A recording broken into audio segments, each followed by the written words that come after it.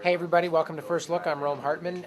Katie is busy working on a story, so I'm as I have been on a couple of days, a sad and pitiful substitute today. We have just been sitting here screening a story it's not there anymore. But we've been screening a story for tonight that Katie has reported.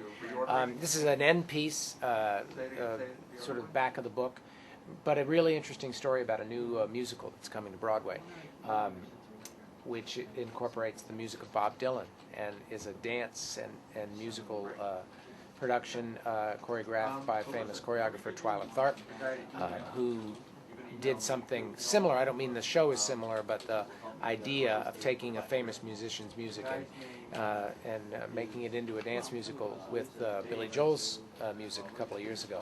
This is a sneak peek at a Broadway show that's opening next week, and Katie has done a fascinating interview on that.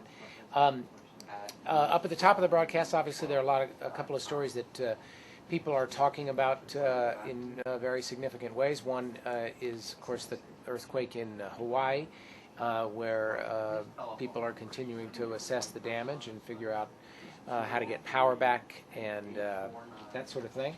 Let me look at the lineup. Obviously, the situation with North Korea and their nuclear test and the UN Security Council vote in favor of sanctions over the weekend.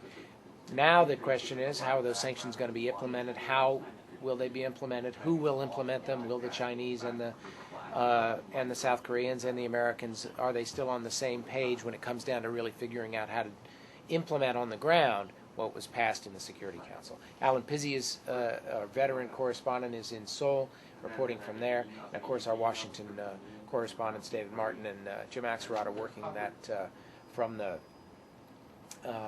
Washington. And not to toot our own horn too much, but there are stories crossing the wires as urgents right now, in which the United States is confirming that they have detected radiation in the atmosphere that basically proved conclusively that it was a nuclear test that North Korea conducted a week ago today.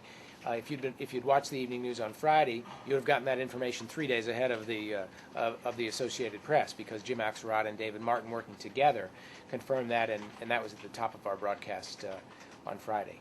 So hopefully we'll break a little more news tonight, and we'll hope you watch at 6:30 or whenever it's on in your city, or you can watch it on the simulcast on CBSNews.com. And hopefully Katie will be back tomorrow, so you don't have to listen to me again. Thanks, everybody.